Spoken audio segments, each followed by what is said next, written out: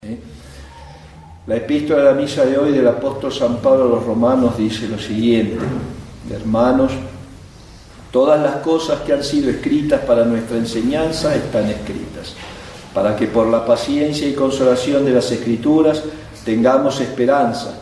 Mas el Dios de la paciencia y del consuelo os dé a sentir una misma cosa entre vosotros conforme a Jesucristo, para que unánimes a una glorifiquéis al Dios y Padre de nuestro Señor Jesucristo. Por tanto, recibíos los unos a los otros como Cristo os recibió para gloria de Dios. Yo os digo que Jesucristo fue el dispensador del Evangelio, primero para los judíos circuncisos, demostrando con él la veracidad de Dios y confirmando las promesas hechas a sus padres. Mas también los gentiles deben glorificar a Dios por su misericordia, según está escrito: por esto yo te alabaré, Señor, entre las naciones, y cantaré tu nombre, y en otro lugar alegraos gentiles con su pueblo. Y otra vez, alabad al Señor todas las gentes, y ensalzadle todos los pueblos. Y asimismo Isaías dice: brotará el vástago de Jesé, y surgirá para gobernar a las naciones. En él esperarán las gentes. El Dios de la esperanza os colme de todo gozo y de paz en el creer, para que abundéis en esperanza y en la virtud del Espíritu Santo. El Evangelio es tomado del evangelista San Mateo y dice lo siguiente: en aquel tiempo, al oír Juan desde la cárcel las obras de Cristo, envió 2 de sus discípulos a preguntarle: ¿eres tú el que ha de venir o debemos esperar a otro? Y respondiendo Jesús les dijo: id y contad a Juan lo que habéis oído y visto. Los ciegos ven, los cojos andan, los leprosos quedan limpios, los sordos oyen, los muertos resucitan, y a los pobres se les anuncia el Evangelio, y bienaventurado el que no se escandalizare de mí. Y luego que se fueron estos, comenzó Jesús a hablar de Juan al pueblo: ¿qué salisteis a ver al desierto? ¿Una caña movida por el viento? ¿O qué salisteis a ver? ¿A un hombre vestido con ropas delicadas? Cierto, los que visten finos vestidos en casas de reyes están. ¿Pero qué salisteis a ver? ¿Un profeta? Ciertamente lo es, y aún más que profeta, porque este es de quien está escrito: he aquí yo que envío mi ángel ante tu faz, que preparará tu camino ante ti. El domingo pasado yo les explicaba un poco que en estos domingos del Adviento, San Juan Bautista era uno de los personajes, digamos así, uno de los focos en los cuales se iba a centrar la predicación de los evangelios hasta la Natividad de nuestro Señor. ¿Por qué? Porque Él es el precursor, como dice nuestro Señor hoy. Es el ángel que enviaba a preparar los caminos antes para que Él viniera. Nos enseña la tradición que San Juan Bautista se fue desde muy pequeño, era muy pequeño, muy niño, quedó huérfano, y a partir de los 4 o 5 años más o menos, él ya empezó a vivir en los desiertos, en que se había ido ahí con Santa Isabel cuando la noticia de la persecución de los santos inocentes, porque si no, él no hubiera escapado y no se hubiera escondido, le hubiera tocado la matanza de Herodes de los niños recién nacidos hasta los 2 años de edad.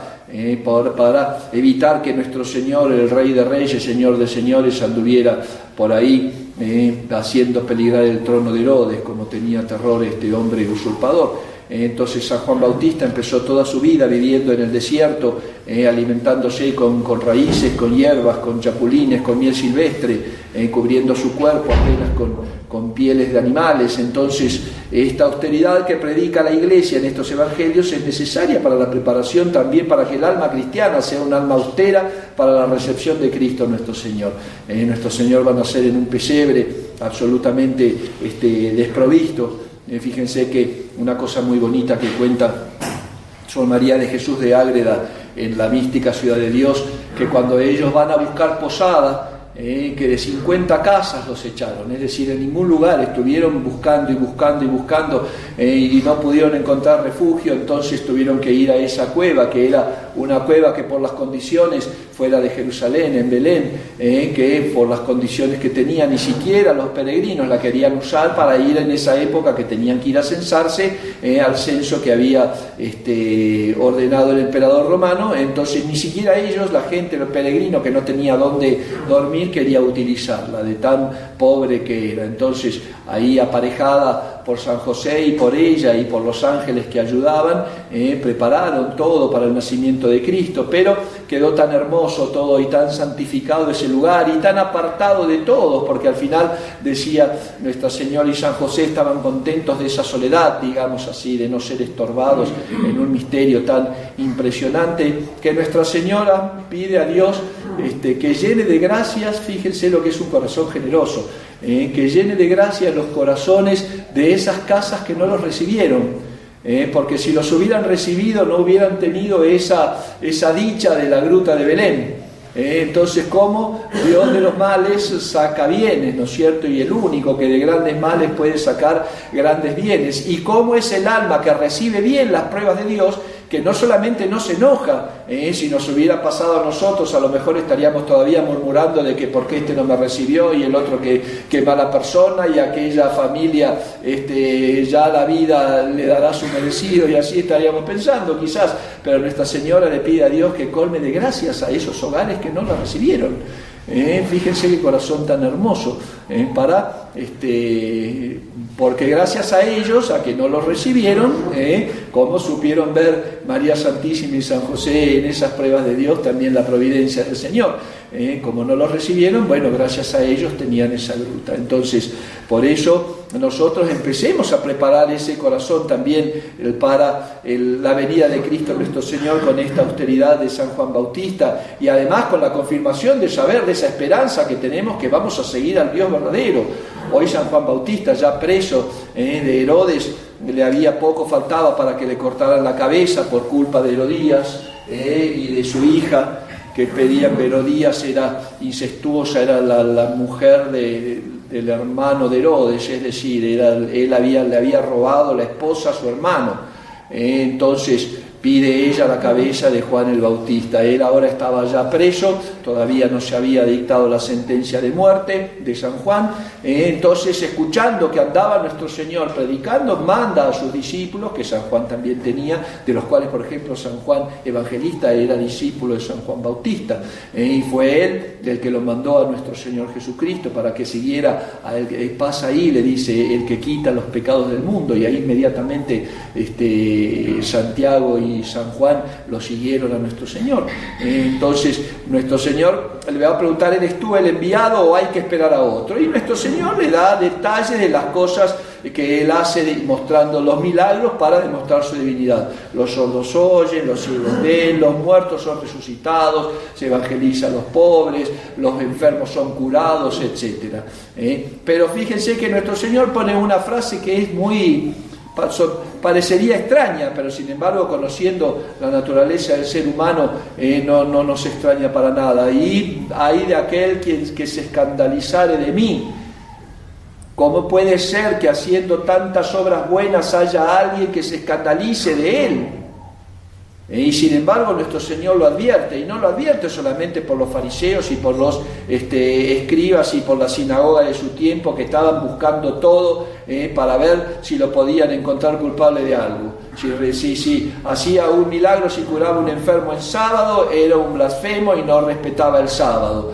Si curaba a un endemoniado, si le quitaba el demonio a un poseído, también lo hacía por obra del mismo demonio, y así con todo.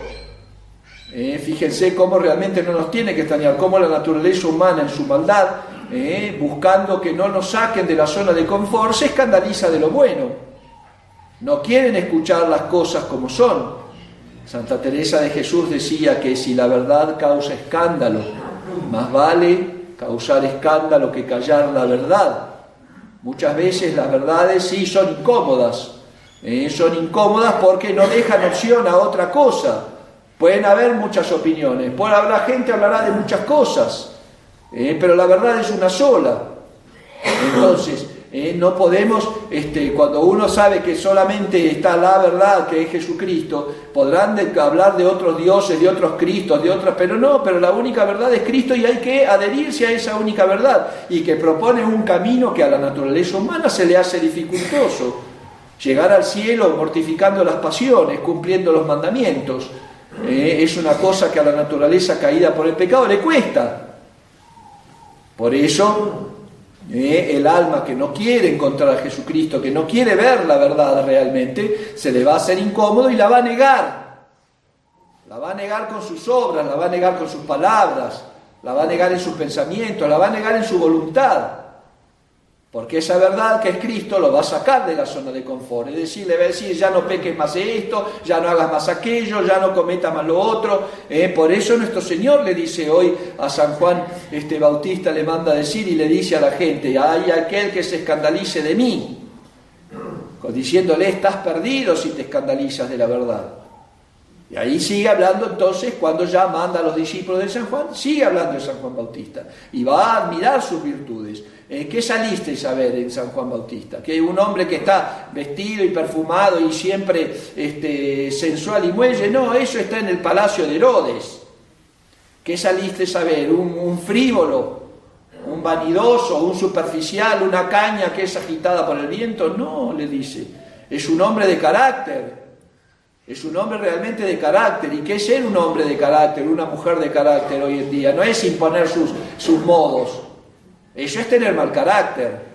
Un varón de carácter, una mujer de carácter, un buen cristiano hoy, un buen católico hoy, es aquel que teniendo el entendimiento, es decir, la inteligencia bien formada en la verdad, yo sé cuál es la verdad, que es Jesucristo, ordena la voluntad a que obedezca. Un hombre de carácter, una mujer de carácter, es un hombre y una mujer que vive en su fe.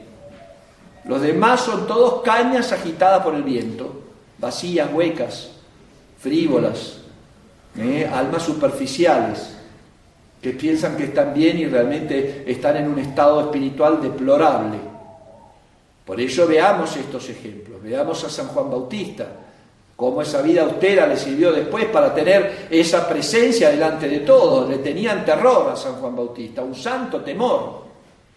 Por eso Herodes incluso cuando manda, le dice a su sobrina, vete al que pídeme lo que quieras y te daré todo, hasta la mitad de mi reino. Fíjense la sensualidad de ese hombre, que por ver bailar a esta muchacha era capaz de entregar su reino.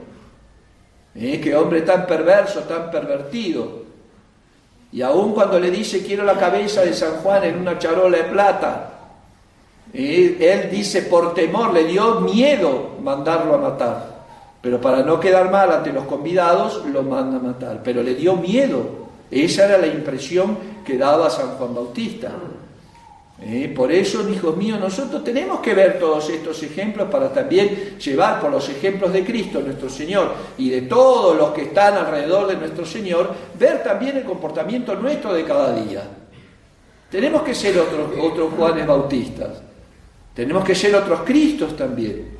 Tenemos que entender entonces en la humildad y en la pureza de la Santísima Virgen María. Tenemos que conformar nuestras almas con estos ejemplos. Desgraciadamente nos dejamos llevar con más facilidad del mal que caminar atrás del bien. Preferimos justamente escandalizarnos de Cristo. Fíjense qué cosa tan terrible, qué hipocresía la del hombre, escandalizarse de Cristo. No se escandaliza el mundo moderno de los abortos, de la eutanasia, del suicidio asistido. De eso el mundo ya no se escandaliza. Son hipócritas. Se escandalizan de Cristo, que prohíbe todo eso. El mundo moderno va a terminar una persona presa porque le cortan las orejas a un perro de casa, pero no va a terminar preso porque ordenan un aborto. ¿Me explico? Entonces ese es el mundo, como nuestro Señor, hablando hace 2000 años, estaba hablando del día de hoy también. Como el Evangelio no tiene esa temporal, no tiene tiempo, porque el hombre siempre es la misma cosa, desde el pecado original hasta hoy, la misma miseria, la misma lucha entre el bien y el mal adentro del corazón, como dice San Pablo, siento en mi carne una ley contraria a la ley de mi espíritu, de manera que viendo el bien que quiero o el mal que no quiero. Pues sabiendo todas y suponiendo todas estas verdades, hijos, que es una sola, Jesucristo, pues vamos a aplicarlas a nuestra vida. De eso se trata la vida cristiana, una vida, tiene movimiento, eso es vivir. Sí, da frutos, crece, nace, se reproduce en buenas obras. y va a dar el fruto, muere en esta tierra para nacer en la eternidad. Es una vida, tiene movimiento propio. Por eso no nos sentemos a esperar que venga Jesucristo nuestro Señor a ver qué pasa. Preparemos nuestros corazones para su venida, ahora en esta Navidad y después siempre. Porque realmente las fiestas litúrgicas que vamos otra vez recordando los misterios de Cristo tienen sus gracias propias, pero eso nos tiene que preparar para la verdadera natividad, para el nacimiento en el cielo. Fíjense que la Iglesia, cuando festeja la vida de los santos, cuando tenemos hoy, festejamos a San Este o a Santa aquella, no nos dan el día del nacimiento para esta tierra, nos dan el día de la muerte, porque es el día que nacen a la vida eterna. Salvo en la Natividad de Cristo, salvo San Juan Bautista, que se celebra su Natividad porque había sido limpiado del pecado original. Nuestra Señora también, la Natividad de la Santísima Virgen María, porque no tenían pecado original. Pero de los demás se celebra el nacimiento al cielo, no el nacimiento en esta tierra, que es un valle de lágrimas. No seamos, hijos míos, como la sociedad moderna, por favor. Tenemos como los primeros cristianos que se llamaban la atención por su vida casta, por su vida pura, por su vida humilde, trabajadora, por su vida de caridad. Mirad esos cristianos cómo se aman, cómo se daban cuenta que eran cristianos. Los jueces romanos y tenían preguntas capciosas porque sabían que un buen cristiano no iba a mentir y se iba a delatar. Porque lo que viene, la esperanza que tenemos, en lo que se viene, es eterno. Recuerden, todas las pruebas de esta vida, nada de lo que pueda pasarnos en esta vida, tienen ni siquiera ni la sombra del gozo que vamos a tener en la eternidad. Y para eso tiene que estar preparado el cristiano, para sufrir esas cosas aquí en la tierra, con esa esperanza y esa entereza, de decir, Dios mío, todo pasa y esto también va a pasar. Tarde o temprano esta vida se va a acabar. Y ahí vamos a tener que ir a ver el fruto de nuestras obras. Y hay de aquel que en esta vida se haya escandalizado de Cristo y haya preferido seguir al mundo y no seguir a Jesucristo. Cuidado, hijos, porque en el infierno también hay católicos que murieron en pecado mortal. El primero fue, digamos así, Judas Iscariote, el primero que negó a Jesucristo.